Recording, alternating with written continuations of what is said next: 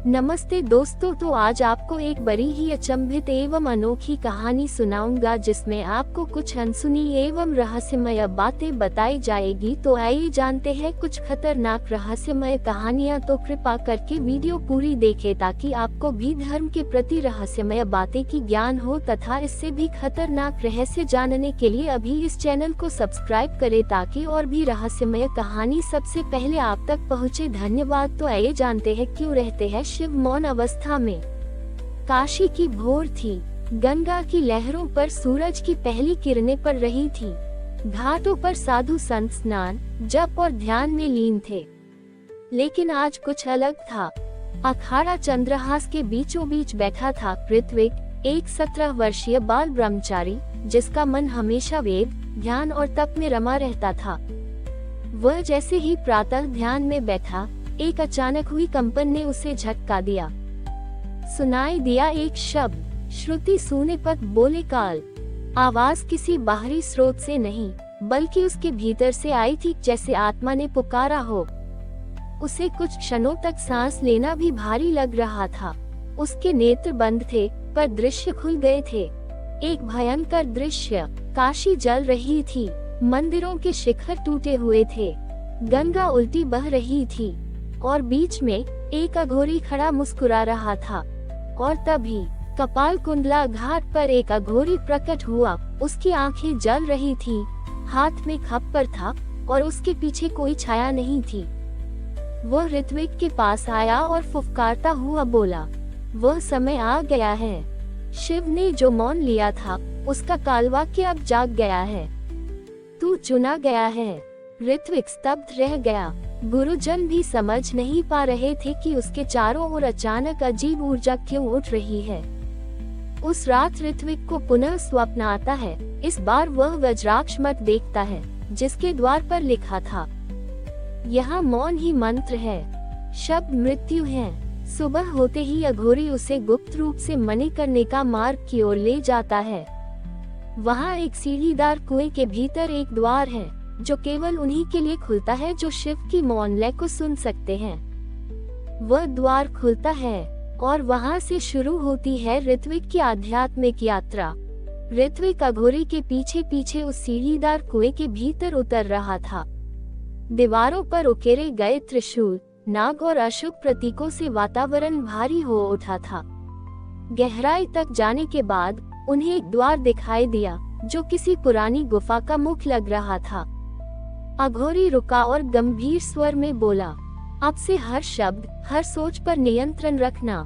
ये वज्राक्ष मठ है जहाँ चेतनाएं देह के बिना रहती हैं। जैसे ही उन्होंने प्रवेश किया, हवा की गति ठहर गई। अगली जगह पर एक गूढ़ सी रेखा दिखाई दी जो जलते हुए अक्षरों से बनी थी। वाचक मरेगा, श्रोता बचेगा, मौन ही मुक्ति है। भीतर एक कक्ष था जहाँ कोई नहीं था, परंतु फिर भी ऋत्विक को स्वागत है ऋत्विक सुनाई दिया। उसकी सांसें रुक गईं। यह आवाज न बाहर से आई थी न भीतर से, जैसे शून्य बोल रहा हो। एक पल में 4 आकृतियां प्रकट हुई, देहहीन, अस्पष्ट, केवल ज्वाला के आकार जैसी।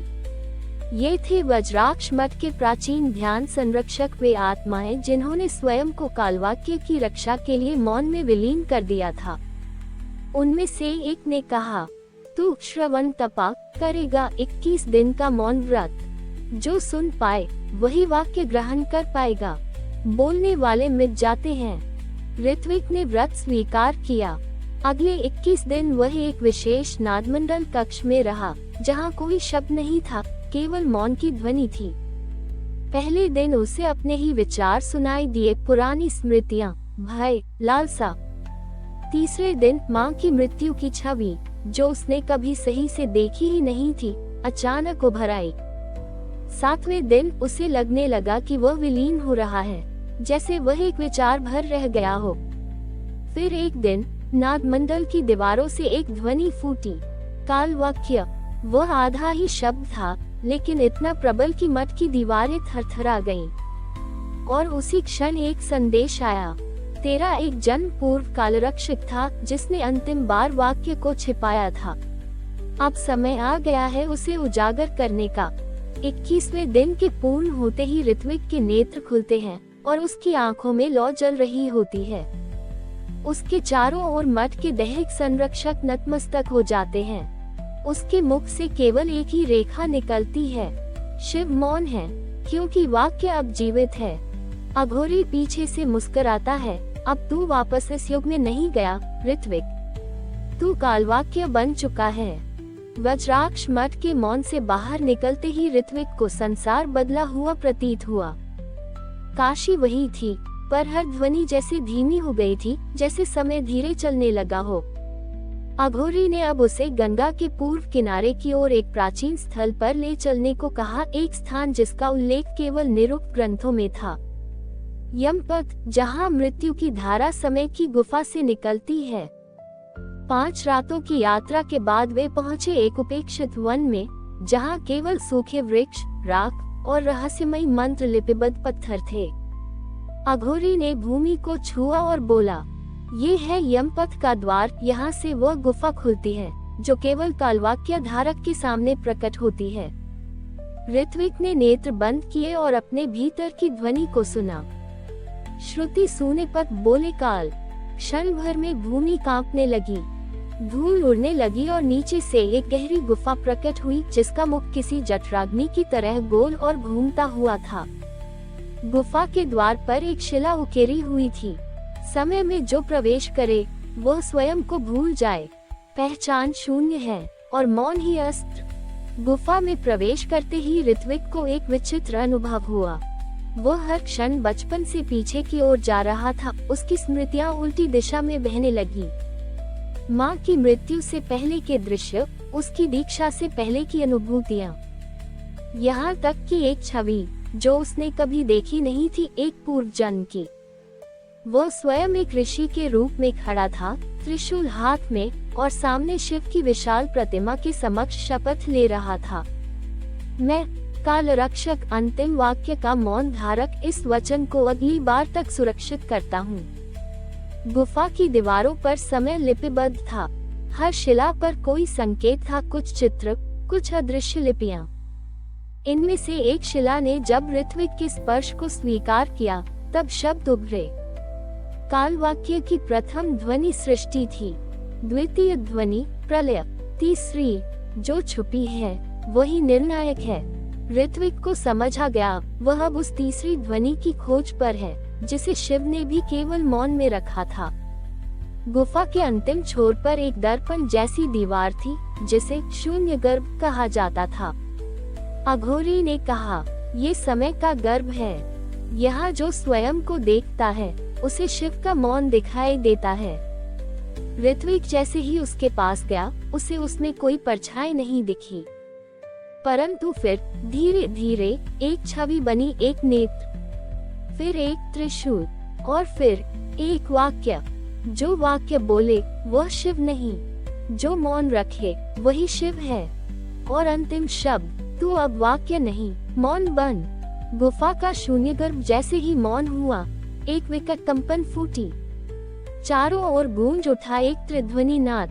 भूत, भविष्य, वर्तमान, 3 दिशाओं से 3 अलग अलग द्वार उभर आए, और हर द्वार के भीतर से एक पुरुष बाहर निकला। त्रिकाल पुरुष, भूतकाल वृद्ध, अश्वेत वस्त्रधारी, हाथ में जली हुई ग्रंथों की माला। वर्तमान तेजस्वी, नेत्रों से अग्नि निःसृत होती हुई, हर शब्द में निर्णय की तीव्रता। भविष्य मुख ढंका हुआ, मौन, और उसकी देह पर कोई रेखा नहीं, केवल एक प्रकाश लिपि। त्रिकाल पुरुष ने एक साथ स्वर मिलाकर कहा, हे ऋत्विक, जो शिव के मौन की खोज में है, तू यदि वास्तव में कालवाक्य का पात्र है, तो 3 प्रश्नों के उत्तर मौन में दे। ऋत्विक स्तब्ध था, मौन में उत्तर कैसे संभव हो? भूतकाल का पुरुष आगे बढ़ा, उसकी आंखों में वेदना थी शताब्दियों की। प्रश्न, क्या तू उस पद का अधिकारी है जहां पहले के रक्षक त्याग कर चुके हैं? ऋत्विक के सामने दृश्य प्रकट हुआ, प्राचीन काल रक्षक, जो कालवाक्य को जानकर भयभीत हुए थे, जिन्होंने आत्महत्या कर ली थी या पागल हो गए थे। ऋत्विक ने उत्तर में कुछ नहीं कहा, केवल आंखें मूंद दी और एक आंसू गिरा। क्षण भर में भूतकाल का पुरुष नतमस्तक हो गया। मौन में स्वीकार, तू स्मृति से बड़ा हो गया। अब वर्तमान काल का पुरुष प्रकट हुआ। वह तेज था जैसे अग्नि ज्वालामुखी से फूट रही हो। प्रश्न, क्या तू वर्तमान में मौन रह सकेगा जब सब कुछ तुझसे बोलेगा? तभी दृश्य बदल गया। ऋत्विक अपने मठ में खड़ा था। उसके चारों ओर गुरु की पुकार, शिष्यों का आक्रंदन, लोगों की चीखें। वाक्य बता दो, हमें बचा लो, हर दिशा से आग्रह था, बोलो। पर ऋत्विक अडिग रहा। उसने न तो उत्तर दिया, न आंखें खोली। वर्तमान पुरुष मुस्कुराया, मौन में स्थिर, तू अग्नि से निखर चुका है। अब भविष्य की आकृति सामने आई, एक रहस्यमय प्रकाश, बिना मुख, बिना पहचान। प्रश्न नहीं था, केवल मौन। ऋत्विक ने देखा, वह स्वयं खड़ा है, हजारों वर्षों बाद। शिव स्वयं उसके सामने है, पर उनके होठ हिल नहीं रहे। उनकी तीसरी आंख खुली है और उनके नेत्रों में केवल एक संकेत है, तू क्या स्वयं को मिटा पाएगा? ये प्रश्न नहीं, एक चेतावनी थी।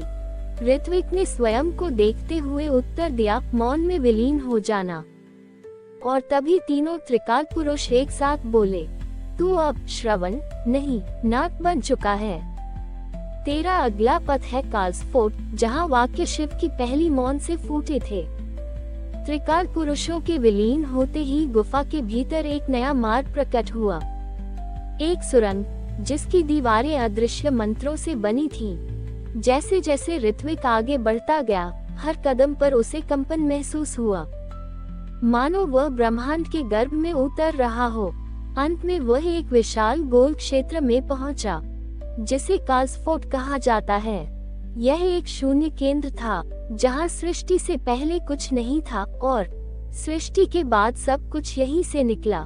यहाँ कोई आवाज नहीं थी, पर एक अनुभव था, जिसे सुना नहीं, केवल जिया जा सकता था। और तभी एक तेज प्रकाश फूटा और उससे निकला एक अनादि वाक्य, अहम नादः, मैं ही ध्वनि हूँ। ऋत्विक बेहोश होकर गिर पड़ा। उसके मस्तिष्क में एक विस्फोट हुआ। काल वाक्य का पहला बीज उसके भीतर पनप चुका था। जब ऋत्विक को चेत आया, उसके हाथ में कुछ था, एक त्रिकोणाकार ताम्रपत्र। उस पर कोई लिपि नहीं थी, परंतु छूते ही उसके भीतर से शब्द निकले। शून्य विद्या वह विद्या है जो बोलने से नष्ट होती है और मौन रखने से ब्रह्मांड को चला सकती है। तभी एक रहस्यमय आकृति प्रकट हुई, एक अर्धशिव रूप, आधा प्रकाश आधा अंधकार। उसने कहा, ऋत्विक, तू अब न केवल श्रोता है, तू वाहक है। पर इस ताम्रपत्र की रक्षा करने के लिए तुझे कालगृह से गुजरना होगा, जहां मौन का अंतिम रक्षक है। ऋत्विक को अब पृथ्वी के बाहर के उस क्षेत्र में जाना था, जहां समय स्थिर होता है और जहां काल वाक्य को शब्द से बाहर रखा गया है। अघोरी ने उसे अंतिम बार देखा और कहा, इस मार्ग में तेरी स्मृति, तेरा नाम, तेरा अस्तित्व सब विलीन हो सकता है, पर अगर तू सफल हुआ तो तू पहला होगा जो शिव के मौन को शब्द में बदल सकेगा।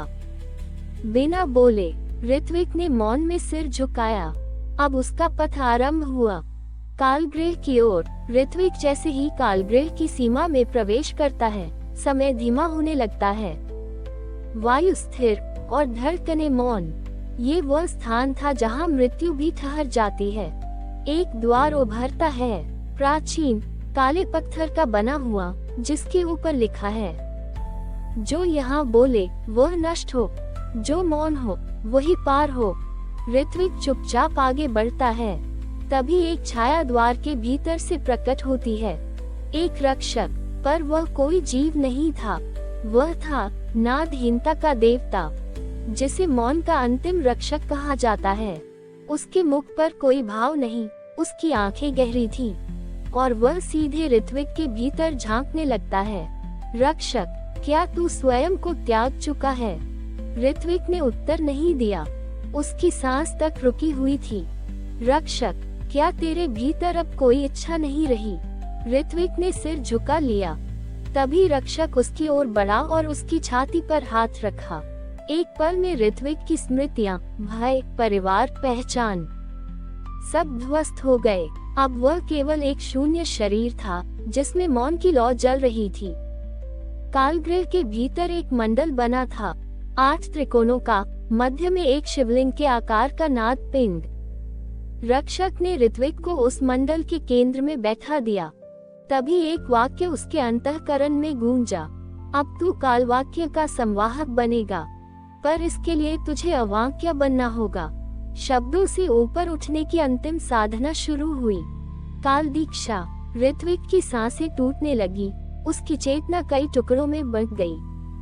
हर टुकड़ा एक कालखंड में जा गिरा, कुछ अतीत में, कुछ भविष्य में, पर हर एक में उसने एक मौन रूप देखा, शिव का मौन रूप। अंतिम क्षण में, जब सब कुछ नष्ट हो चुका था, एक नाद फूटा, पर यह नाद शब्द नहीं था, बल्कि सत्य का कंपन। ऋत्विक अब न वह व्यक्ति था जो गुफा में आया था। उसकी आंखों में शब्द नहीं, काल की लिपि उभर आई थी। वह अब अवाक्य बन चुका था। जो बोले तो ब्रह्मांड हिले, और जो मौन रहे तो समय रुक जाए। रक्षक झुककर बोला, तू अब उस मौन का वाहक है जो शिव ने सृष्टि से पहले रचा था। जा और शून्य शिला पर वह वाक्य अंकित कर, जिसे सुनकर काल स्वयं शांत हो जाए। कालगृह के बाहर एक पथ प्रकट हुआ। यह कोई भौतिक मार्ग नहीं था, बल्कि अंतरिक्ष का काल रेखा, जिसे केवल वही देख सकता है जो शब्द के पार पहुंच चुका हो। ऋत्विक उसी पथ पर चला। हर कदम पर समय की परतें खुलती गईं, और ब्रह्मांड की स्मृतियां उसकी चेतना में भरने लगी। आखिर में वह पहुंचा एक निर्जन, पुनर्तः श्वेत स्थल पर, जिसके मध्य में स्थित थी शून्य शिला। ये वही शिला थी जहां सृष्टि के पूर्व शिव ने अपना मौन वाक्य छोड़ा था, जिसे सुनकर काल थमा और ब्रह्मा ने सृजन आरंभ किया। शून्य शिला शांत थी, उस पर कोई लिपि नहीं, कोई चिन्ह नहीं। पर जब ऋत्विक उसके समीप बैठा, तो पूरी धरती पर गूढ़ कंपन होने लगा। उसके भीतर संचित कालवाक्य अब निकलना चाहता था, पर यह वाक्य बोलने से नहीं लिखा जा सकता था। इसे रचने के लिए ऋत्विक को अपना अस्तित्व अर्पित करना होगा। ऋत्विक ने आंखें बंद की, सांस रोकी, और भीतर के मौन को शिला के हृदय पर प्रवाहित किया। शिला पर कुछ उभरा, एक प्रकाश लिपि, शब्द नहीं, पर अर्थ था। मौन ही अंतिम वाणी है। जो जान गया वह ब्रह्म है, जो बोल गया वह मृत्यु है। और उसी क्षण शून्य शिला से शिव की एक झलक प्रकट हुई, मंद मुस्कान और पूर्ण मौन। ऋत्विक की देह विलीन हो गई। अब केवल उसकी चेतना वहां शेष थी। शिला के भीतर कालवाक्य के रूप में सदियों बीत गईं। किसी दूर प्रदेश में एक बालक एक अज्ञात गुफा में पहुंचा, और उसने देखा शिला पर एक कंपन था, एक अस्पष्ट प्रकाश रेखा। उसने प्रश्न किया, यह क्या है? गुफा में मौन था, पर कहीं भीतर से उत्तर आया, यह मौन है जिसे केवल वही सुन सकता है जो स्वयं को खो चुका हो। पृथ्वी के एक सुदूर गांव में एक बालक जन्म लेता है। चमत्कार यह कि वह बोल नहीं सकता। डॉक्टर कहते हैं यह मूक है, पर उसकी माँ की आंखों में भय नहीं, शांति है। जैसे जैसे वह बड़ा होता है, उसके स्पर्श से घंटियों की आवाज गूंजती है, उसके मौन से लोगों को उत्तर मिलते हैं। और जब वह मंदिर की ओर देखता है, तो पुराना शिला हृदय कंपित हो उठता है। एक साधु आता है, वही अघोरी जो ऋत्विक का मार्गदर्शक था, पर अब वह वृद्ध हो चुका है। वह बालक को देखकर मौन हो जाता है। तू वापस आ गया। वह बालक केवल मुस्कुराता है। अघोरी उसे लेकर गुप्त गुफा की ओर जाता है, वही स्थान जहां ऋत्विक को कालगृह में भेजा गया था। वह कहता है, अब तुझे वह करना है जो ऋत्विक नहीं कर पाया। तुझे शून्य लिपि को मानव जाति में प्रसारित करना है। बालक अब शिष्य बनाता है, पर शब्दों से नहीं, केवल मौन ध्यान से। उसका पहला शिष्य एक नेत्रहीन है, जो कहता है, जब मैं तेरे पास बैठता हूँ, मुझे प्रकाश दिखता है। धीरे धीरे यह मौन परंपरा बनती है। जिसे लोग कालवाक्य संप्रदाय कहते हैं। इस संप्रदाय का कोई ग्रंथ नहीं, कोई प्रवचन नहीं, बस एक शिला है, एक मौन और एक अनुभव। कहते हैं जब यह बालक 33 वर्ष का होगा तब शून्य पथ खुलेगा, एक द्वार जो सिर्फ मौन वालों को दिखेगा। वह द्वार सीधा शिव के मौन लोक तक जाता है और जो वहां पहुंचेगा वह कालवानी बनेगा। शब्द नहीं बोलेगा पर ब्रह्मनाद को हिला देगा। ये भविष्यवाणी शिला के नीचे छुपी थी और अब समय आ गया है जब वह प्रकट होगी। वह बालक जो अब एक युवा हो चुका था, उसने अपनी यात्रा की शुरुआत शून्य पथ से की। वह रास्ता कोई साधारण मार्ग नहीं था, ये वह मार्ग था जो अज्ञेय था और जिसे केवल मौन में पाया जा सकता था। उसकी पहली परीक्षा शून्य पथ पर यही थी, क्या वह मौन में समाहित हो सकता है? क्या वह अपने अस्तित्व के भीतर इतना गहरा उतर सकता है कि शब्द उसे छू भी न सके? युवक अपनी साधना में लीन हो गया। उसने सभी बाहरी आवाजों को समाप्त किया और अपने भीतर के हर विचार को शांत कर दिया। एक समय आया जब वह केवल शून्य था, न कुछ सोचना, न कुछ कहना, न कुछ देखना। और तभी एक ध्वनि उठी जो न शब्दों में थी न ध्वनियों में। यह मौन का संगीत था। शून्य पथ में यात्रा करते हुए वह युवक अचानक एक विशाल स्वर्णिम द्वार पर पहुंचा, जो पूरी तरह से पारदर्शी था फिर भी अदृश्य था। उस द्वार के ऊपर कोई चिन्ह नहीं था, केवल गहरे मौन की गूंज थी। उसने द्वार की ओर हाथ बढ़ाया और एक अजीब सी ताकत ने उसे भीतर खींच लिया। यह कोई भौतिक द्वार नहीं था, बल्कि आध्यात्मिक द्वार था, जो केवल उन पर खुलता है जो मौन के साथ पूर्णता में रहते हैं।